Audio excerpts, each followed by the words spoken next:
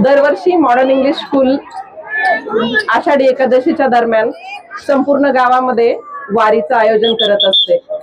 आपली संस्कृती आणि परंपरा ह्या पुढच्या आमच्या पिढीसाठी देण्यासाठी आमचा नेहमीच प्रयत्न असतो।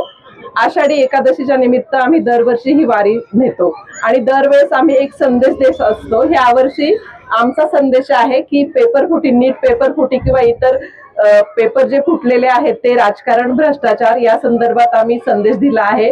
आणि सगळ्यात मोठा सध्याचा मुद्दा आहे की अन्न सुरक्षा, भेसळयुक्त दूध, भेसळयुक्त भाज्या या संदर्भात आम्ही सर्व नागरिकांना जागरूक व्हा असा आम्ही संदेश देत आहोत।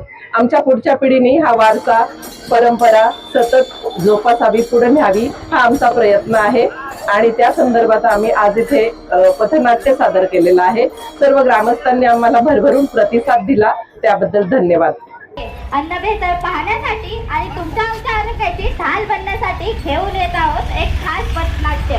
अन्न भेसळ थांबवा, आरोग्य वाचवा।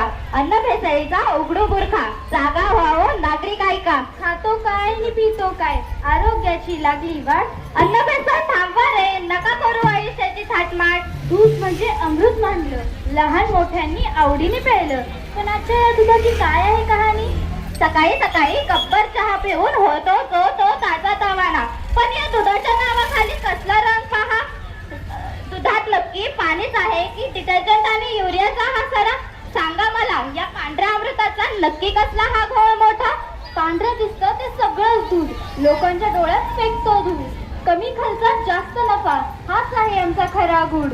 पाणी टाकलं, पावडर मिसळली की झाला पांढरा शुभ्र रस। तुमचं आरोग्य बिघडलं तरी भरतोय आमचा खिसा आणि बस। सावध व्हा, सावध व्हा, पांढरं दिसणारं प्रत्येक दूध असत नाही अमृत। केमिकल युक्त दूध पिऊन आरोग्याचा होतोय अंत। पनीरची भाजी, पनीर रोल, तोंडाला सुटतंय पाणी, पण आजच्या पनीरची पण तुम्ही खाता ते पनीर आहे की प्लास्टिक? ऐका ही वाणी, मऊ मऊ पनीर, मलाईदार स्वाद, शाकाहारी माणसाचा हा आवडता स्वाद। पण गरम पाण्यात उकळतात हे पनीर का होतं रबरासारखं टणक? नक्की काय खातोय आम्ही? सांगा बरं उघडून हे गुपित कडा। दूध, मलाई, विसरा आता पाम तेल आणि सारचा हा खेळ। सिंथेटिक रसायने वापरून बनवतो आम्ही नकली पनीरचा मेळ। रबरासारखं ताणलं जातं, स्वस्तात मस्त मिळतं, नफ्याच्या बाजारात तुमचं पोट कसंही जळतं। धिक्कार असो, जिभेच्या चवीसाठी नका करू स्वतःचा घात। नक्की काय खातोय आपण? तपासून पहा प्रत्येक वेळेस भाजी भात। बोला कुंडली वरदे हा भात का लागतो प्लास्टिक सारखा विषारी? तांदळात भेसळ कंकर खड्यांची की थेट प्लास्टिकची ही साथ? सांगा मला, गरिबांच्या ताटात का फेकताय असा हा घात? पॉलिश केलेले चकाकणारे दाणे डोळ्यांना भुरळ घालतात, कंकर खडे आणि प्लास्टिकचे दाणे तांदळात सहज मिसळतात। वजन वाढला, भाव वाढला, धंदा आमचा जोरात झाले, तुमचं काय जाते त्यात? आमचे खिसे मात्र पैशांनी भरले। थांबवा हे, अन्नाच्या प्रत्येक दाण्यात दडलंय आता विष। भेसळखोरांना शिक्षा द्या, हीच आजची खरी आव्हानात्मक नशीब। डफली वाजे धडा आमदून, पुन्हा आलोय घेऊन दूध, पनीर, तांदूळ पाहिजे आता भाजी तेलाची वेळ। आरोग्याचा खेळ मांडला, उघडा डोळे पहा हा घोट। अन्न भेसळ थांबवा रे, नका करू आयुष्याचा थाटमाट। हिरव्यागार भाज्या खा, डॉक्टर नेहमी सांगतील, पण आजच्या भाज्यांमधले कसली विषारी भेसळ राहती? किती सुंदर हिरवीगार चकाकणारी ही पालेभाजी, ताजी टवटवीत दिसते, पण मनात शंका येते माझी।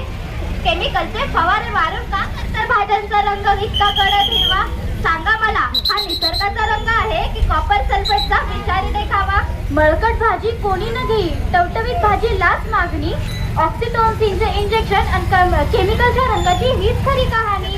रातोरात भाजी मोठी होते, रंग तिचा चकाकतो, रोगाचे बीज पेरून आमचा धंदा छान चालतो। सावध व्हा, अति हिरवी चकाकणारी भाजी ठरू शकते विषारी।